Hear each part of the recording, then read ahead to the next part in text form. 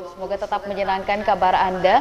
Semoga sudah berkumpul kembali bersama dengan keluarga tercinta setelah seharian beraktivitas. Harusnya sih tetap semangat mengingat besok adalah weekend gitu kan. Walaupun weekendnya tetap di rumah saja, namun pastikan weekend Anda tetap produktif. Informasi-informasi Anda perbaharui, terutama berkaitan dengan tema kita malam ini. Kita akan berbincang-bincang dengan narasumber yang sudah hadir di studio kali ini terkait dengan pedoman pendaftaran ataupun pengesahan badan usaha berbadan hukum. Kita ingin mengetahui berkaitan dengan tema ini, kenapa tema ini yang dipilih, kemudian manfaatnya untuk Anda selaku pelaku usaha seperti apa. Kita akan berbincang-bincang dengan narasumber kita, sekali lagi sudah hadir di studio, yakni PLH Kepala Divisi Pelayanan Umum Kanwil Kemenkumham Nusa Tenggara Barat, Bapak Jusman SEMH. Selamat malam Pak, ketemu lagi kita. Lebih semangat lagi tentunya ya, karena besok udah weekend. Besok kayaknya pagi-pagi bangun pagi bisa goes. Tahu dong, tadi kan udah ngobrol di belakang. Kemudian bersama beliau juga hadir penyuluh hukum muda Kanwil Kemenkumham Nusa Tenggara Barat, Bapak Muhammad Amin Imran SHMH. Selamat malam Bapak Amin. Senang sekali malam ini kembali lagi kita menyapa untuk memberikan informasi yang sangat penting kepada pemirsa. Yang sekali lagi tidak hanya pemirsa tahu saja, tapi actionnya yang kita harapkan, betul? Kemudian kita juga nanti masih akan menantikan Direktur Perdata, Direktorat Jenderal Administrasi Hukum Umum, Kementerian Hukum dan HAM Republik Indonesia, Bapak Santun Mas Pari Siregar SHMH, melalui Zoom langsung dari Jakarta. Beliau informasinya saat ini masih dalam perjalanan, jadi nanti akan bergabung bersama kita dalam bincang hangat untuk kita ketahui secara bersama-sama apa sih yang dimaksud dengan pedoman pendaftaran atau pengesahan badan usaha berbadan hukum yang menjadi tema kita malam ini. Dan tentunya dalam segmen kedua nanti kami akan mengajak Anda bergabung melalui line telepon yang tentunya bisa Anda saksikan di layar kaca Anda. Baik. Jadi tema kita malam ini adalah pedoman pendaftaran ataupun pengesahan badan usaha berbadan hukum, di mana tentunya kita akan awali perbincangan kita bersama dengan Pak Kadif terkait dengan kebijakan Direktorat AHU ya. Ini adalah terhadap kantor wilayah dalam rangka peningkatan pelaksanaan tusi dari Direktorat AHU yang berkaitan dengan badan hukum itu sendiri. Terima kasih Mbak, selamat malam semuanya. Kalau berbicara terkait dengan kebijakan Direktorat Jenderal Administrasi Hukum Umum dalam rangka pelaksanaan fungsi AHU di kantor wilayah, yang ini saya katakan bahwa pertama adalah terkait dengan kebijakan dukungan anggaran. Oke. Ya, karena dengan dukungan anggaran yang support dari unit pusat dari AHU dalam hal ini, kantor wilayah dapat menyusun program-program yang tentunya program itu inline dengan program dari AHU itu sendiri. Yeah. Yang pasti saya katakan kembali bahwa dukungan utama adalah anggaran. Betul. Dalam rangka melakukan pengawasan dan pembinaan kepada seluruh notaris yang ada di Provinsi Nusa Tenggara Barat. Oke. Yang pertama, yang kedua kebijakannya pusat dalam hal ini AHU selalu memberikan sosialisasi kaitannya dengan berbagai macam regulasi yang terbaru dalam rangka peningkatan kualitas pengawasan dan pembinaan terhadap notaris itu sendiri. Di samping itu juga banyak yang lain yang saya katakan pada kesempatan ini adalah kantor wilayah juga banyak melakukan kegiatan-kegiatan GD, workshop, seminar yang tentunya merupakan suatu kebijakan kembali lagi dalam rangka meningkatkan pengawasan dan pembinaan terhadap notaris ini dalam rangka melakukan pelayanan kepada seluruh masyarakat Nusa Tenggara Barat. Oke, berbicara terkait dengan notaris, ada berapa banyak notaris yang ada di Nusa Tenggara Barat? Sampai saat ini tercatat di kami kurang lebih 195 orang notaris yang tersebar di seluruh kota kabupaten di Nusa Tenggara Barat. Dan notaris-notaris yang tersebar di seluruh NTB ini tetap diberikan pelayanan serta pembinaan seperti yang disampaikan, pembinaan dan pengawasan. Baik, ini terus dilakukan. Untuk pembinaan sendiri, apakah notaris yang mungkin kedapatan pernah melakukan pelanggaran kode etik? Betul, itu diberikan pembinaan atau seluruh notaris diberikan pembinaan? Prinsipnya seluruhnya notaris itu setiap saat selalu diberikan pembinaan, pengawasan, selalu ada pendampingan yang dilakukan oleh kantor wilayah dalam hal ini ada majelis, Oke. majelis pengawas notaris. Itu ada di daerah dan ada juga di provinsi. Ada juga majelis kehormatan notaris. Oke, baik. Dan kita akan beralih ke Pak Imran. Ini berkaitan dengan tema kita, pedoman pendaftaran atau pengesahan badan usaha berbadan hukum. Yang ingin kita ketahui tentunya agar kita lebih kenal lagi, lebih familiar lagi, tidak salah persepsi terkait dengan badan usaha dan badan hukum. Ini definisinya seperti apa sebenarnya? Baik, terima kasih Mbak. Terkait dengan badan usaha dan badan hukum, ini banyak orang menganggap dua hal ini sama antara badan usaha dengan perusahaan. Badan usaha dengan perusahaan banyak menganggap dua hal ini adalah hal sama. Memang dia sangat berhubungan, tetapi dua hal ini dari pengertian tentu sangat jauh berbeda. Badan usaha sendiri mempunyai adalah suatu kesatuan yuridis dan ekonomis yang menggunakan modal dan tenaga kerja dalam melaksanakan kegiatannya mempunyai tujuan, yaitu adalah untuk mendapat keuntungan. Itu adalah pengertian dari badan usaha. Di Indonesia sendiri ada beberapa bentuk badan usaha ya, seperti BUMN, UMD, BUS, badan usaha milik swasta, di mana ada turunan dari badan usaha tersebut bisa dalam berbentuk PT, CP, yayasan, CP firma. Kemudian ada beberapa faktor kemudian yang juga mempengaruhi bentuk badan usaha tersebut. Apakah dari siapa pengelolanya, sumber modalnya, luas wilayah pemasarannya, kemudian tingkat risikonya. Itu adalah berkaitan dengan badan usaha. Kemudian apa sih kemudian badan hukum itu? Nah, badan hukum sendiri adalah suatu badan atau bisa juga disebut perkumpulan yang memiliki hak untuk dapat melakukan suatu perbuatan seperti manusia. Seperti manusia, dan dia memiliki harta kekayaan sendiri. Sehingga badan hukum ini memiliki hak untuk digugat maupun menggugat. Nah, itulah badan hukum. Sementara karakteristik dari badan hukum ini sendiri adalah dia memiliki pemisahan kekayaan antara perusahaan dengan pendiri, kemudian ada memiliki akte pendirian atau anggaran dasar yang didaftarkan di instansi berwenang, dalam hal ini Kementerian Hukum dan Hak Asasi Manusia. Kemudian dia juga memiliki karakteristik berikutnya adalah memiliki anggaran dasar yang mencantumkan maksud dan tujuan. Dan itu semua dilakukan di notaris. Nah, itu adalah untuk apa itu badan usaha dan badan hukum. Jadi ini adalah perbedaannya tentunya. Walaupun tadi Pak Imran menyebutkan terkadang ini badan hukum dan juga badan usaha kerap kali dianggap sama oleh masyarakat, tapi ternyata berbeda juga. Baik, prosedur pun berbeda. Ya, nanti ketika dalam implementasinya, ketika dalam suatu usaha, nanti ada badan usaha yang berbadan hukum dan ada juga badan usaha yang tidak berbadan hukum. Nah, maksudnya seperti apa nih, Pak Imran? Baik, terkait dengan apa itu perbedaan antara badan usaha dengan badan usaha berbadan hukum dengan badan usaha yang tidak berbadan hukum, ini adalah perbedaannya. Pertama dari subjek hukumnya sendiri. Kalau badan usaha yang berbadan hukum itu subjek hukumnya itu adalah badan usaha itu sendiri. Karena dia badan usaha itu sendiri, karena dia sudah mendaftar sebagai badan hukum, sehingga dia termasuk sebagai subjek hukum. Karena sebagaimana kita ketahui, subjek hukum dalam tata hukum kita adalah ada dua, yaitu manusia dan korporasi, dalam hal ini badan hukum itu sendiri. Sehingga dia menjadi badan hukum tadi, seperti tadi saya jelaskan karakteristiknya tadi. Kemudian ada badan usaha yang bukan berbadan hukum. Nah, ini badan hukum ini arti dari sisi subjek hukumnya ini adalah orang-orang pendirinya sendiri. Bukan badan usaha itu sendiri, karena dia tidak berbadan hukum. Oleh karena itu tanggung jawabnya ada di orang-orang. Nah, itu kemudian dari sisi perbedaan yang berikutnya adalah dari sisi harta kekayaannya.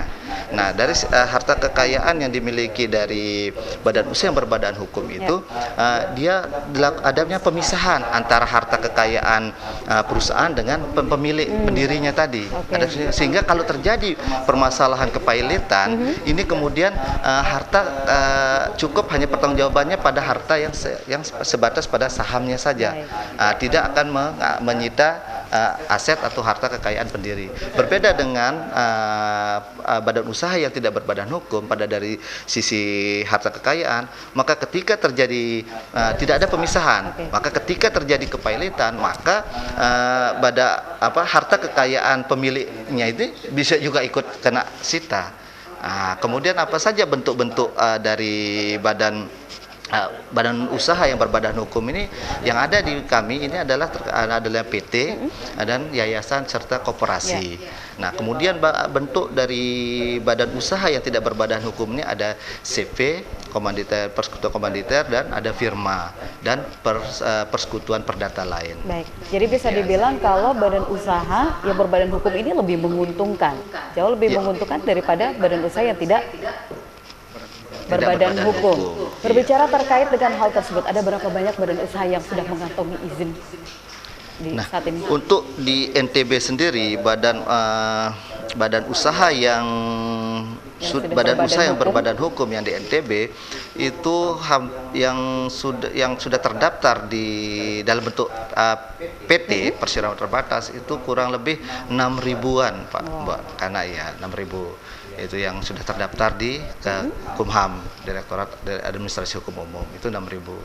Nah, itu. Dan diharapkan tentunya semua badan usaha yang ada di Nusa Tenggara Barat ini bisa berbadan hukum, begitu ya? Bisa berbadan Karena hukum. seperti yang kita perbincangkan sebelum kita mulai dalam bincang ini sebenarnya menguntungkan, banyak manfaatnya juga untuk masyarakat. Sebelum kita berbicara terkait dengan untung dan juga manfaat yang bisa didapatkan oleh masyarakat terkait dengan badan usaha yang berbadan hukum, kita tentunya ingin tahu nih peranan dari kantor wilayah Kementerian Hukum dan HAM NTB terkait dengan pelaksanaan dan juga pengawasan pengesahan badan usaha berbadan hukum. Terima kasih, Mbak. Bagaimana kita bersama upaya melakukan pengesahan terhadap semua ini kan digabung oleh Kumham dan HAM yang melakukan pengawasan dan pembinaan terhadap itu. Ya tentunya notaris. Hal ini kan notaris ini kan sudah diangkat oleh Kumham. Ya, tentunya sudah melalui proses seleksi sebagainya. Jadi tidak serta-merta kantor wilayah yang langsung, Kumham sudah mengangkat notaris kan. Makanya saya bilang tadi sejak awal ada majelis kehormatan notaris, ada majelis pengawas wilayah yang berada di kantor wilayah, dan juga majelis pengawas notaris daerah. Nah, itulah kami melakukan pengawasan dan pengawasan terhadap kinerja para notaris yang melakukan pelayanan kepada seluruh masyarakat di Nusa Tenggara Barat, dan tadi sudah 6.000-an yang sudah terdaftar dan mendaftar. Baik, kita akan lanjutkan lagi obrolan kita dalam bincang hangat kali ini. Tentunya masih juga kita terus akan menghubungi Direktur Perdata, Direktorat Jenderal Administrasi Hukum Umum, Kementerian Hukum dan HAM Republik Indonesia, Bapak Santun Maspari Siregar SHMH, langsung melalui aplikasi Zoom dari Jakarta. Kita akan kembali saat lagi, tetap bersama kami dalam bincang hangat.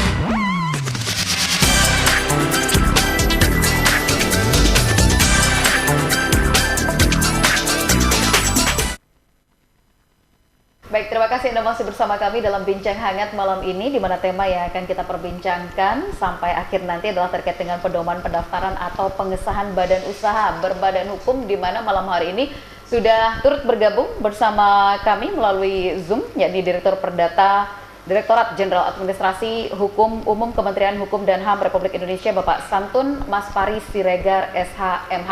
Selamat malam. Selamat malam Ibu, selamat malam Bapak Ibu semuanya di Salam hormat dan salam sehat. Salam sehat dan salam semangat ya Pak Dir ya. Senang sekali akhirnya bisa bergabung kembali bersama kami.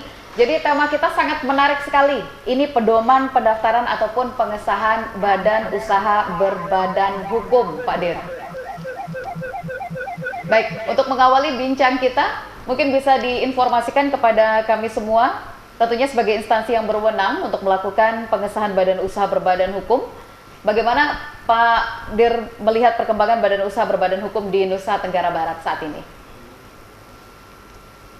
Baik Bapak Ibu yang kami hormati, kami mohon maaf tadi ada kesulitan untuk bergabung. Ya. Kami sudah mencoba beberapa kali muncul dan tidak. Terkait dengan pendaftaran korporasi di Indonesia secara umum dan khususnya di Nusa Tenggara Barat, kita dari Kementerian Hukum dan HAM khususnya dari Direktorat Jenderal Administrasi Hukum Umum mendukung setiap wilayah untuk mendukung dan mensukseskan program pemerintah dalam rangka easy of doing business. Kemudahan untuk berusaha melalui kemudahan untuk pendaftaran korporasi berbadan hukum, tidak hanya dalam bentuk perseroan terbatas, tetapi juga yang terkini, termasuk diantaranya adalah pendaftaran koperasi, pendaftaran CP, dan juga pendaftaran firma, dan juga pendaftaran persekutuan perdata. Itu semuanya dilakukan dan didukung oleh Direktorat Jenderal Administrasi Hukum Umum. Selanjutnya, sistem pendaftarannya sudah berbasis online, jadi tidak perlu menunggu waktu yang lama. Begitu permohonannya diajukan oleh notaris, aktanya diupload dan juga identitas oleh pemohon itu segera dapat diajukan secara online ke Direktorat Jenderal Administrasi Hukum Umum. Jadi lebih praktis dan juga efektif Pak Dir ya, tidak perlu lagi untuk datang ke kantor mendaftarkan, tapi cukup melalui genggaman tangan, begitu sudah bisa karena bisa online juga, terlebih pada saat pandemi saat ini. Ya, bisa diajukan secara langsung, secara online ke Direktorat Jenderal Administrasi Hukum Umum, tentunya melalui notaris yang bisa mengakses. Kemudian kalau persyaratannya sudah lengkap, ada identitas pemohon, kemudian aktanya diupload, dimulai dengan pengajuan nama dari pemohon, itu bisa dalam waktu tidak kurang dari 1 jam kita sudah selesai pendaftarannya. Tapi sebenarnya persyaratannya untuk pendaftaran ini sendiri apa Pak Dir? Apa yang harus dipersiapkan? Syarat untuk mengajukan pendaftaran tentunya diawali dengan pemesanan nama pertama. Jangan sampai ada dua perusahaan yang namanya persis. Itu setelah ada pengajuan pengesahan namanya, kemudian notaris mengupload aktanya, membuat aktanya, kemudian itu langsung di-upload ke sistem administrasi badan usaha yang ada di Direktorat Jenderal Administrasi Hukum Umum, dan dengan demikian langsung keluar hasilnya, surat persetujuan dalam bentuk surat keputusan Menteri Hukum dan HAM, dan itu di-print oleh notaris yang bersangkutan. Jadi pengambilannya tidak perlu langsung datang ke Jakarta, tapi di-print sendiri oleh pemohon di kantor notaris tentunya. Baik. Apa yang terjadi jika ada pelaku usaha atau badan usaha yang namanya double, Pak? Jika badan usahanya double namanya, karena seperti yang Bapak sampaikan tadi, ini harus namanya dulu nih yang ada, jangan sampai ada yang double. Kalau double apa yang terjadi selanjutnya? Apakah harus mengurusnya kembali, kemudian menunggu sampai berapa lama lagi, Pak? Secara sistem, Ibu, sistem kita sudah langsung menyaring. Ketika ada pengajuan permohonan nama yang diajukan oleh pemohon dari seluruh Indonesia, itu akan langsung tersaring dalam sistem kita, di sistem administrasi badan usaha maupun sistem administrasi badan hukum kalau itu bentuknya perseroan terbatas. Nanti sistem langsung akan menolak bahwa kalau itu sama persis dengan yang sudah ada di dalam database Direktorat Jenderal Administrasi Hukum Umum itu langsung tertolak permohonan pemesanan namanya, sehingga pemohon harus mencari nama yang lain yang kemungkinan besar tidak sama dengan nama perseroan terbatas atau nama CV atau firma yang sudah ada di Direktorat Jenderal Administrasi Hukum. Tentunya di pemesanan nama yang agak sedikit perlu proses karena memang perlu verifikasi. Kalau sama persis tentunya tidak dimungkinkan untuk mengajukan aktanya. Baik, jadi ini sebenarnya adalah kemudahan-kemudahan yang diberikan Pak ya. Kemudahan-kemudahan yang diberikan kepada pemohon ataupun badan usaha. Ya, kemudahan ini untuk kecepatan pelayanan publik yang dilakukan oleh Kementerian Hukum dan HAM melalui sistem aplikasi badan usaha, kemudian ada aplikasi-aplikasi koperasi juga, pendirian koperasi juga diadministrasikan sekarang ini oleh Direktorat Jenderal Administrasi Hukum Umum. Tapi untuk pendaftarannya saja, pembinaan secara substansi tetap dilakukan oleh Kementerian UMKM, kalau itu di daerah dilakukan oleh Dinas Koperasi. Baik, oke, kita ke Pak Imran, ini terkait dengan urgensi dari pendaftaran itu sendiri. Baik, terima kasih Mbak. Terkait dengan urgensi pendaftaran badan usaha berbadan hukum ini, sebagaimana kita ketahui di era perkembangan pertumbuhan ekonomi kreatif dan perkembangan teknologi ini, banyak pelaku usaha yang kemudian baru. Nah, tentu membutuhkan sesuatu untuk apa sih harus disiapkan ketika akan memulai suatu usaha. Tentu selain dari modal, tentu satu lagi yang harus menjadi pertimbangan adalah untuk membentuk suatu badan usaha. Badan usaha apalagi yang berbadan hukum. Nah, karena sebagian usaha di Indonesia ini banyak yang tidak mengurus dokumen perusahaannya, atau istilahnya untuk mengurus badan hukumnya gitu. Karena terkait dengan modal, alasannya berbagai macam, ada alasan karena kekurangan modal lah, bahkan sampai menghindari pajak. Padahal mendirikan suatu perusahaan yang berbadan hukum ini justru banyak menghasilkan manfaat. Selain aman dalam melaksanakan kegiatan bisnis perusahaan, juga kemudian mendapatkan perlindungan hukum. Karena banyak perusahaan kadang yang bisa ditutup sewaktu-waktu atau bisa ditutup sewaktu-waktu atau bisa dituntut. Itu dari sisi perlindungan hukum. Kemudian juga menjadi perusahaan dalam negeri yang baik. Artinya bahwa gini, ketika kita mendirikan suatu perusahaan yang berbadan hukum, tentu di situ kita akan mengurus NPWP, pajak. Nah, artinya perusahaan kita akan menjadi perusahaan yang baik di dalam negeri. Artinya kita juga taat pada pajak. Kemudian juga mendukung profesional perusahaan itu sendiri. Nah, artinya bahwa ketika suatu perusahaan yang sudah badan usaha yang berbadan hukum, dia itu ketika ada suatu konsumen tentu akan melihat legalitas dari perusahaan itu. Artinya bonafit ini yang enggak, penting gitu. ya, legalitas dari suatu gitu. perusahaan. Kita akan lanjutkan nanti terkait dengan manfaat yang tentunya didapatkan. Kita akan bergabung dengan penelpon yang sudah bergabung bersama kita malam ini. Selamat malam, Bincang Hangat. Halo, selamat malam. Baik, silakan jika Anda sudah mendengar suara kami. Oke, sayang sekali terputus, masih kita nantikan melalui line telepon yang tentunya bisa Anda saksikan di layar kaca. Silakan. Baik, silakan dilanjutkan Pak Imran terkait dengan manfaat-manfaat yang tentunya dirasakan atau yang bisa didapatkan. Kemudian tadi kemudian selain dari mendukung profesionalisme dari suatu perusahaan, kemudian mempermudah bisnis. Contoh, ketika perusahaan berbadan hukum, ketika akan ikut-ikut tender misalnya, itu kan pasti akan diminta dokumen-dokumen resmi. Artinya kan orang akan lebih percaya ketika memiliki legalitas seperti tadi.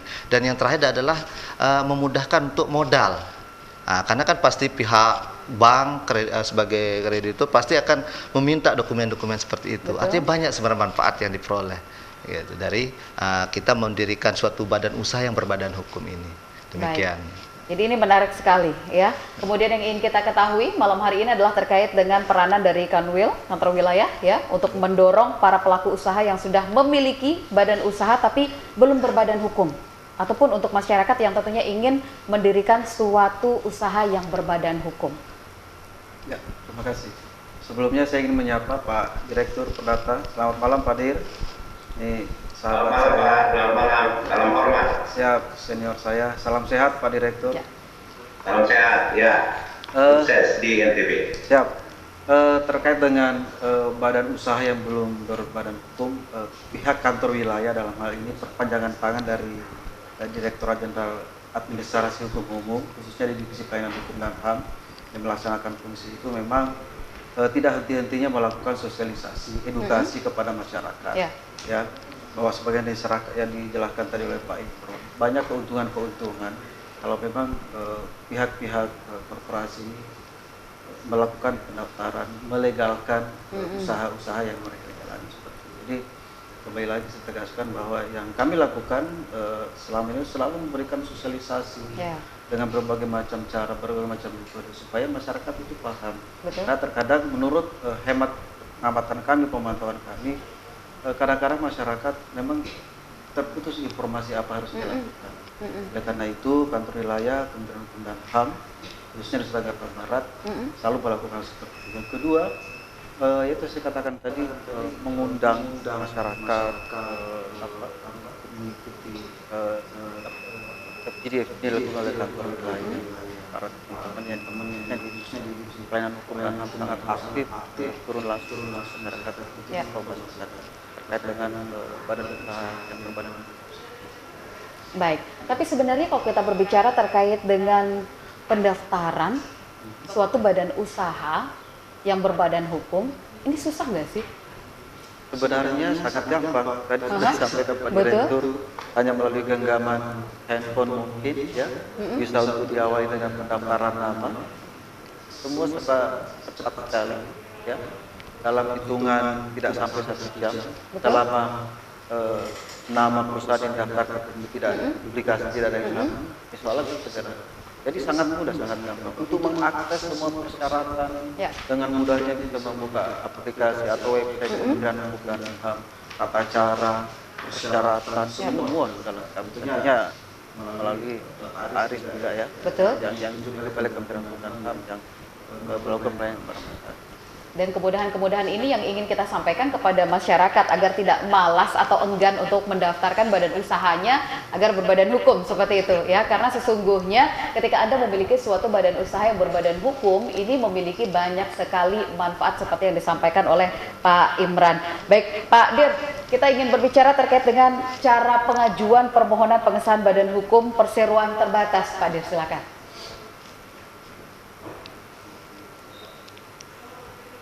Pak Dir masih bersama kami? Ya, silakan Bapak. Untuk tata cara pengajuan permohonan pendaftaran perseroan terbatas, yang pertama seperti kami kemukakan di awal tadi, tentunya dia melakukan pemesanan nama. Ya. Pemesanan nama itu ditulis dalam huruf Latin. Artinya tidak dimungkinkan adanya pemakaian selain huruf. Kemudian belum dipakai secara sah oleh perseroan terbatas lainnya. Kemudian dia bertentangan dengan norma kesusilaan dan norma keagamaan yang ada dan berlaku di negara kita. Kemudian tidak mempunyai persamaan, pada pokoknya tidak ada kemiripan dengan nama badan hukum lain yang sudah terdaftar sebelumnya di Direktorat Jenderal Administrasi Hukum Umum. Jadi tidak dimungkinkan untuk mengajukan permohonan nama itu dengan angka atau dengan tanda baca, itu tidak diperbolehkan karena itu sistem sudah langsung menyaring, dan kalau itu sudah dipenuhi langsung dibuatkan aktenya oleh notaris. Notarislah yang mengakses sistem kita di Direktorat Jenderal Administrasi Hukum Umum, dan tidak dalam waktu hitungan hari itu langsung bisa di-print hasilnya oleh notaris dan selesailah proses permohonan pendaftaran perseroan terbatas. Kalau berbicara terkait dengan besaran biaya untuk perseroan terbatas, khususnya untuk usaha mikro, kecil dan juga menengah, Pak Dir? Kami menghubungi mengambang suaranya. Mohon Kita maaf. terpisahkan oleh jarak ya. Baik, Pak Dir, ini besaran biaya untuk pendirian perseroan terbatas, khususnya untuk usaha mikro, kecil dan menengah. Bisa mendengarkan suara kami dengan jelas? Baik. Tidak kami tangkap secara jelas. Besaran biaya, Pak Dir.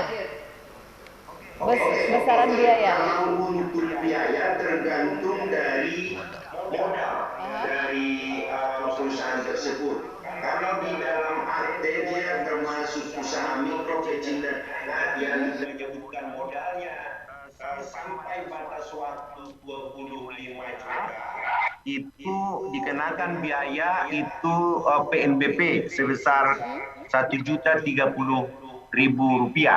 Ya. Hitungannya apakah itu mahal? Ya mungkin relatif, tapi kalau untuk kemudahan berusaha seperti yang disampaikan oleh Pak Kadip tadi, ada kemudahan berusaha, kemudian ada jaminan, kemudian bisa menambah modal, bisa kita meminjam ke bank dengan akta pendirian badan hukum tersebut. Saya kira itu tidak mahal lah, kriteria tidak mahal. Kemudian yang kedua, untuk usaha mikro, kecil dan menengah yang mempunyai modal dari 25 juta sampai dengan 500 juta itu dikenakan PNBP 3.030.000. Kemudian untuk usaha menengah dan modal besar dengan modal dasar 500 juta ke atas itu dikenai tarif PNBP sebesar Rp5.030.000. Itu tarif PNBP dan itu langsung disetor ke kas negara, tidak menerima uang cash. Jadi kita tidak berhubungan secara langsung dengan konsumer kita, dalam hal ini adalah notaris, tetapi langsung dibayar PNBP-nya oleh yang bersangkutan ke bank persepsi kita. Jadi seperti biaya untuk perseroan terbatas khususnya bagi usaha mikro, kecil dan juga menengah yang seperti yang disampaikan oleh Pak Dir tadi. Baik, kita akan lanjutkan lagi nanti bincang hangat kita tentunya masih dengan tema yang sangat menarik sekali. Kami harapkan untuk Anda yang baru saja bergabung tetap bersama kami, jangan kemana-mana lagi karena tentunya Anda ingin mengetahui lebih jelas lagi bagaimana selanjutnya berkaitan dengan tema kita. Dan untuk Anda yang ingin bergabung bersama kami melalui line telepon, masih kami nantikan. Bincang hangat akan segera kembali untuk Anda.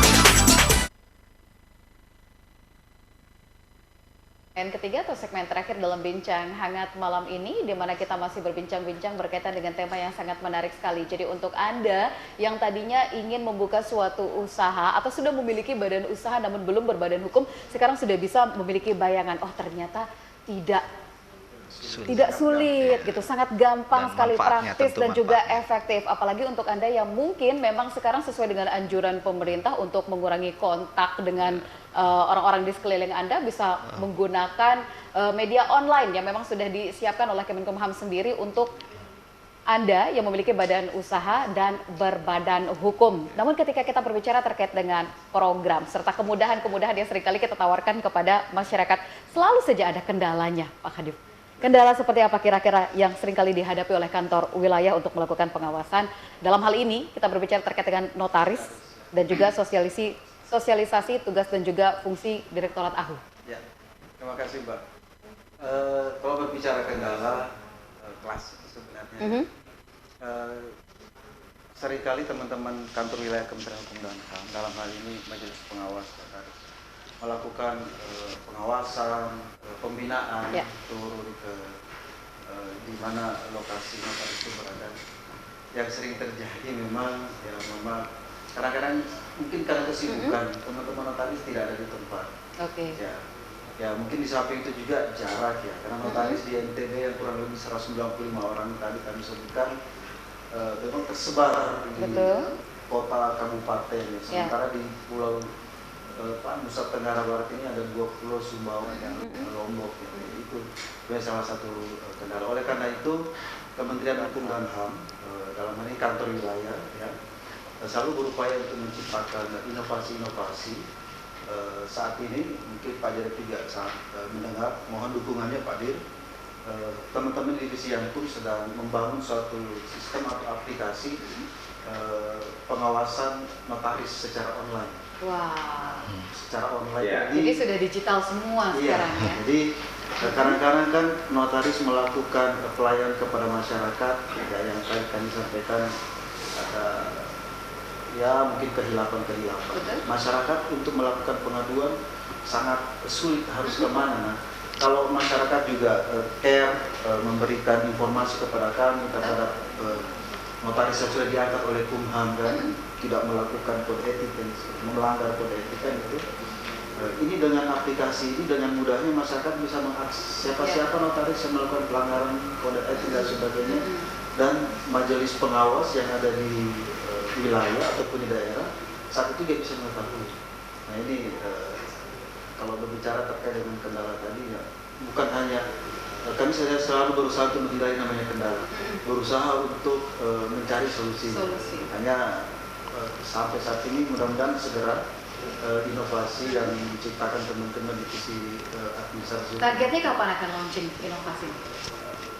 Sebenarnya minggu besok kita sudah ini, karena kebetulan tanggal 29 kami ada rapat kerja Kementerian Hukum dan HAM, evaluasi kinerja semua pimpinan tinggi. Mudah-mudahan ini bisa diselesaikan dan bisa di launching istilahnya pada saat rapat kerja kementerian itu. Luar biasa. Jadi tidak hanya pembinaan tapi pengawasan pun bisa melalui online ya, media online. Pak Dir, apa tanggapan Anda terkait dengan inovasi yang tentunya saat ini tengah digodok dan minggu ini harapannya atau minggu depan bisa selesai dan launching?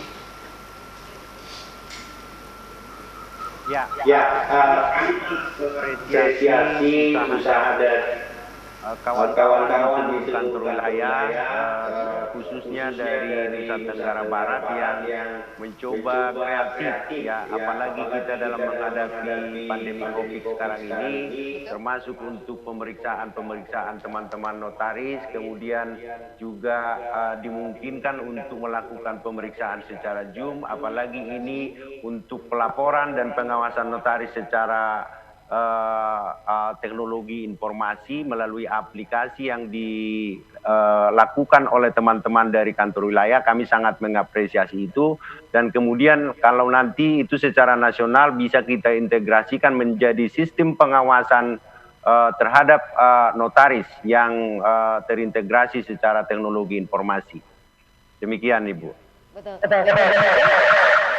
seluruh Nusa Tenggara Barat bahkan di seluruh Indonesia akan meningkatkan kembali kinerjanya, memberikan pelayanan yang optimal dan juga prima kepada masyarakat. Betul? Dalam hal ini adalah untuk kita mengajak masyarakat atau pelaku usaha yang sudah memiliki badan usaha untuk berbadan hukum. Karena sekali lagi manfaatnya sangat banyak sekali seperti yang disampaikan oleh Pak Imran tadi. Baik, Pak Imran, kembali kepada Bapak. Kita ingin tahu bagaimana hubungan koordinasi antara Kementerian Hukum dan HAM dengan Kementerian atau Dinas Koperasi. Baik, terima kasih.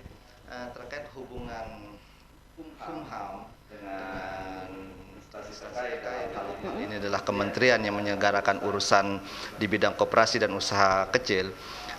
Kalau yang di daerah adalah dinas koperasi, itu adalah dilakukan dengan cara mengkoordinasikan penyelenggaraan administrasi pengesahan koperasi itu sendiri dalam rangka melakukan pengesahan akte pendirian, kemudian perubahan anggaran dasar dan pembubaran koperasi. Kemudian bentuk-bentuk hubungan koordinasi ini sendiri dapat dilakukan melalui pertemuan kedinasan ataupun melalui pertukaran data dan informasi.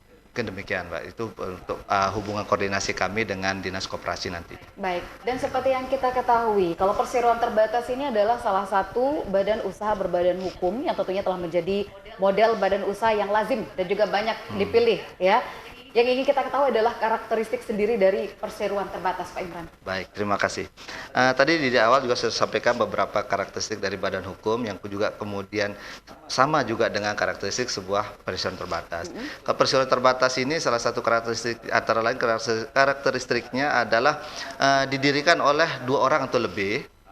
Kemudian adanya pemisahan seperti yang saya jelaskan tadi, adanya pemisahan harta kekayaan. Kemudian memiliki struktur organisasi yang jelas. Betul. Kemudian dia dibentuk melalui anggaran dasar yang dituangkan dalam akte notaris yang dibuat oleh notaris. Mungkin itu antara lain karakteristik dari perseroan terbatas. Baik, dan penting juga untuk kita mengetahui sebenarnya tahapan atau langkah-langkah ketika kita akan mendirikan perseroan terbatas. Pak Dir, mungkin bisa dijelaskan kepada kita apa sih langkah-langkah yang bisa kita lakukan untuk mendirikan perseroan terbatas? Tadi di awal menjelaskan bahwa untuk pendirian perseroan terbatas itu diawali dari pemesanan nama. Pemesanan nama itu sekarang ini supaya menghindari adanya kesamaan nama yang sangat persis sama, itu harus terdiri dari 3 karakter. 3 karakter tentunya harus memakai huruf Latin yang biasa. Tidak diperbolehkan untuk mencampur dengan pemakaian angka-angka, tanda baca dan sebagainya. Kemudian belum dipakai oleh perseroan lain yang sudah terdaftar di Direktorat Jenderal Administrasi Hukum Umum, kemudian tidak bertentangan dengan norma agama, norma kesusilaan, kemudian tidak sama atau mirip dengan lembaga negara lainnya, kemudian tidak terdiri dari atas angka, tidak hanya menggunakan maksud, kemudian kalau itu sudah disetujui oleh sistem yang ada di Direktorat Jenderal Administrasi Hukum Umum, tahapan selanjutnya adalah membuat akta yang harus dilakukan oleh notaris. Setelah aktanya ada, itu baru langsung diupload di sistem yang ada di Direktorat Jenderal Administrasi Hukum Umum, tentunya dengan membayar tarif PNBP seperti yang sudah kami jelaskan di awal tadi. Oke, lokasi dan kedudukan PT juga sangat penting ya Pak Dir ya? Ya. Lokasi dan kedudukan PT penting juga? Ya, lokasi dan kedudukan PT tentunya itu sebetulnya sudah sekaligus pasti ditanyakan oleh notaris. Kami lupa menjelaskan, tetapi sebetulnya tahapan-tahapan yang terpenting adalah kalau pemesanan nama itu sudah oke dari sistem yang ada, kemudian dilanjutkan dengan pembuatan aktanya. Ya tentunya alamat perseroan harus jelas, karena kalau tanpa alamat bagaimana kita untuk melakukan kemudahan berusaha. Oke. Misalnya meminjam uang misalnya ke bank melalui akta atau pendaftaran badan hukum yang sudah kita lakukan, kalau alamat ya harus jelas. Ya, demikian. Betul. Sama seperti yang harus jelas dan juga tidak sama, karena ketika akan sama nanti sistem akan otomatis menolak begitu ya. Kemudian Anda bisa menentukan lokasi dan kedudukan PT, kemudian modal juga harus ditentukan, termasuk juga adalah struktur perusahaan ya Pak Dir. Ini adalah langkah-langkah untuk yang tentunya ingin mendirikan perseroan terbatas. Dan ini adalah akhir dari kebersamaan kita dalam bincang hangat malam ini, tentunya dengan tema yang sangat menarik sekali, yakni pedoman pendaftaran atau pengesahan badan usaha berbadan hukum yang memiliki banyak sekali manfaat dan kemudahan yang tentunya yang terus diberikan dalam hal ini oleh Kemenkumham Nusa Tenggara Barat ataupun Republik Indonesia ya. Dan kita akan tutup bincang hangat kita malam ini dengan sama-sama kita akan mendengarkan closing statement yang tentunya pertama akan disampaikan oleh Direktur Perdata Direktorat Jenderal Administrasi Hukum Umum Kementerian Hukum dan HAM Republik Indonesia, Bapak Santun Mas Pari Siregar, SHMH. Silakan, Pak Dir. Ya, untuk Bapak Ibu, saudara-saudara saya di Nusa Tenggara Barat, dalam masa menghadapi pandemi COVID sekarang ini, kita tetap berusaha secara maksimal dan tetap semangat tentunya. Tentunya ini harus didorong usaha kecil dan mikro untuk tetap eksis, sehingga kita dari Kementerian Hukum dan HAM, khususnya dari Direktorat Jenderal Administrasi Hukum Umum, terus melakukan inovasi untuk tetap dapat memberikan kontribusi dan dukungan yang positif terhadap pelaku usaha mikro dan kecil untuk tetap eksis dalam menghadapi kondisi ekonomi, sehingga pelaku usaha tetap berkontribusi negatif dalam rangka meningkatkan dan membangun bangsa ini secara keseluruhan. Berkontribusi kita harapkan terlebih pada saat pandemi saat ini, di mana kita sama-sama bergotong royong untuk bangkit kembali, pendidikannya kita bangkit, sosialnya kita bangkit, ekonominya terlebih, begitu ya. Baik, Pak Jusman, yang ingin disampaikan sebagai closing statement. Disampaikan Pak Direktur, kembali lagi bahwa kami yang di kantor wilayah sangat konsentrasi untuk pada kesempatan ini juga live masyarakat, mari yang sudah memiliki badan usaha yang belum berbadan hukum, dari ada apa yang sudah diuraikan tadi, dengan kami sangat welcome, open untuk silahkan ada hal-hal yang ditanyakan silahkan datang di Komnas HAM terkait itu. Di samping itu juga notaris-notaris yang sudah diangkat oleh Kumham siap melayani masyarakat di Nusa Tenggara Barat. Terima kasih. Baik, untuk menanggapi silahkan Pak Imran. Baik, terima kasih. Terkait tema kita malam ini, pengesahan badan usaha berbadan hukum, saya hanya ingin menghimbau kepada pelaku usaha, baik yang sudah memiliki badan usaha namun belum berbadan hukum, maupun pelaku usaha yang akan memulai usahanya, mari menjadi penting mempertimbangkan untuk mendirikan badan usaha yang berbadan hukum. Karena seperti tadi yang kami sampaikan bahwa begitu banyak manfaat yang akan diperoleh dari mendirikan badan usaha berbadan hukum.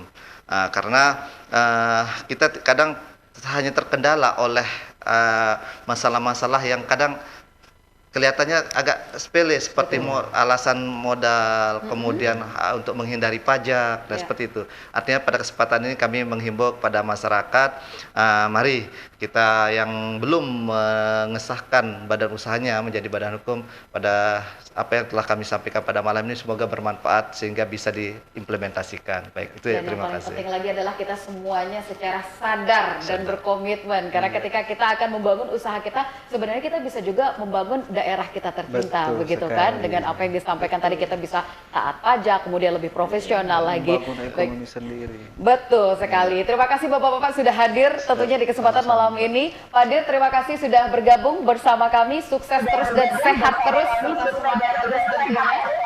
Insya Allah next episode kita akan berbincang-bincang kembali dalam bincang hangat dengan tema yang lebih menarik lagi. Untuk Anda yang sudah menyaksikan kami, terima kasih banyak. Ini adalah akhir dari kebersamaan kita dalam bincang hangat, dan selalu kami sampaikan kepada Anda, sekecil apapun informasi yang Anda dapatkan, jangan sampai hanya kepada Anda saja, tapi Anda sampaikan kepada orang-orang sekitar Anda untuk kemudian Anda bersama-sama action mensukseskan program-program yang memang diberikan untuk Anda. Saya Munawwarah Muzni, pamit undur. Terima kasih Anda telah bersama kami. Wassalamualaikum warahmatullahi wabarakatuh. Sampai jumpa. Waalaikumsalam. Selamat malam.